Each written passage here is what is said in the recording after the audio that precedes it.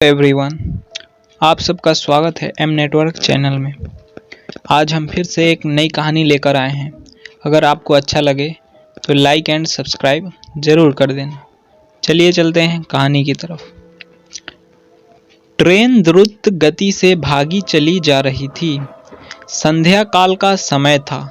तेज बारिश और बीच बीच में बिजली की चमक वातानुकूलित कोच की खिड़कियों से अपनी उपस्थिति दर्ज करा रही थी।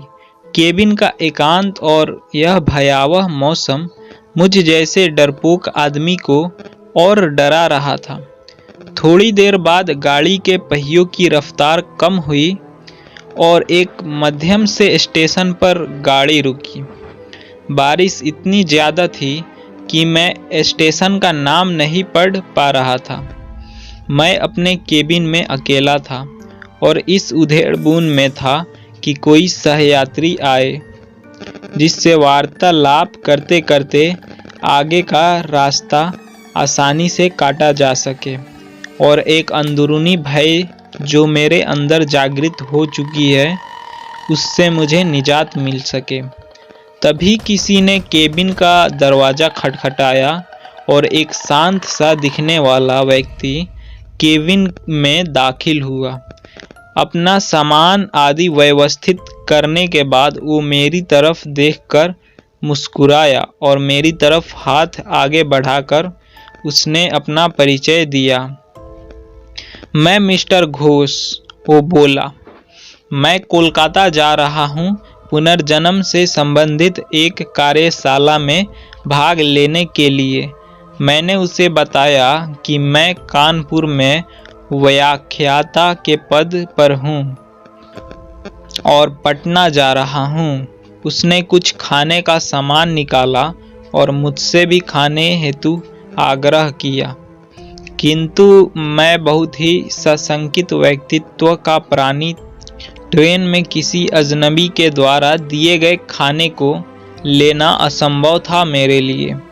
मैंने बहुत विनम्रता से उसके आग्रह को ठुकराया। वो भी कम उस्ताद नहीं था। कसकर हंसा और बोला, संशय कर रहे हो मेरे ऊपर? अभी तो कुछ नहीं देखा तुमने, आगे आगे देखो होता है क्या। उसके यह शब्द सुनकर मुझे सांप सूंघ गया, किंतु मैंने किसी तरह अपनी घबराहट को छिपाया।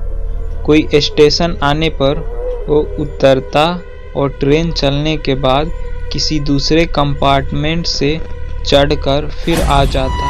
पूछने पर बोलता कि बीच बीच में रेलवे की नौकरी भी कर लेता हूँ। थोड़ी देर बाद मैं और वह विभिन्न विषयों पर चर्चा करने लगे। उसने पुनर्जन्म से संबंधित बातें प्रारंभ की और पुनर्जन्म को अंधविश्वास बताया। थोड़ी देर बाद उसने मुझसे पूछा कि क्या आप भूत प्रेत पर विश्वास करते हो? मैंने कहा बिल्कुल। वो जोर से हंसा और बोला, यह सब बकवास है। मुझे भूतों पर विश्वास था, किंतु वो भूत के अस्तित्व को नकारता रहा। रात अपने यौवन पर पहुंच चुकी थी।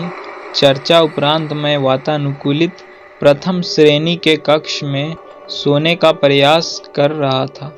अचानक मुझे ऐसा अनुभव हुआ कि कोई मेरे गले पर गर्म अंगार रख रहा है। मैं हड़बड़ाकर उठा, कहीं कोई नहीं। मेरे अलावा उस कक्ष में मेरा वही सहयात्री था जो सामने की बर्थ पर लेटा घोड़े बेचकर सो रहा था। मैं फिर सोने का प्रयास करने लगा। अभी आंख लगी ही थी कि मुझे अपने पेट पर बहुत तेज दबाव और हंसने की तेज आवाज़ सुनाई दी। मैं घबराकर उठा तो देखा कि सहयात्री बर्थ पर नहीं था। लगभग 1-2 मिनट बाद वो आया और बोला, जनाब सोए नहीं? मैंने अपनी घबराहट रोकते हुए उससे कहा, अभी नींद नहीं आ रही, और मैंने अपने बैग से एक मैगनीज निकाली और पढ़ने का नाटक करने लगा। सहयात्री भी बर्थ पर लेट गया और कुछ देर से उसके खर्राटे केबिन में गूंजने लगे। मैं भी थोड़ा निश्चिंत हुआ और बर्थ पर आंख बंद कर लेट गया। ट्रेन कभी धीमी होती, कभी रफ्तार पकड़ लेती, लेकिन मेरे दिल ने अब तेज रफ्तार ही पकड़ रखी थी। भय और घबराहट के कारण लघुशंका की इच्छा अपने आप जीवित हो जाती है और मैं टॉयलेट की तरफ मुड़ जैसे ही मैंने टॉयलेट का दरवाज़ा खोला, वो सहयात्री मुझे अंदर दिखा और मैं चिल्लाते हुए अपनी बर्थ की तरफ भागा। देखा तो वो सहयात्री इत्मीनान से अपनी बर्थ पर सो रहा है।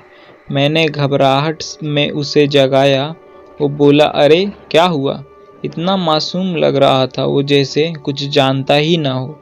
मैंने कहा, आप यहाँ भी हो और वहाँ टॉयलेट में भी? वो कुटिलता से हंसा और बोला, मैं कितने रूप में कहीं पर भी रह सकता हूँ। घबराहट के मारे मैं पसीने से तरबतर बिल्कुल निर्जीव सा खड़ा उसके सामने। वो बोला, तुम्हें भूतों पर विश्वास था ना? तुम्हें तुम्हारे विश्वास का प्रमाण देना था। तुम्हारे जैसे लोगों के कारण ही हम भूत पिशाच लोगों का अस्तित्व है। इतना कहकर वो मेरी आंखों के सामने से अचानक गायब हो गया। मैं डर के मारे अवाक और निर्जीव सा अपनी बर्थ पर बैठा था।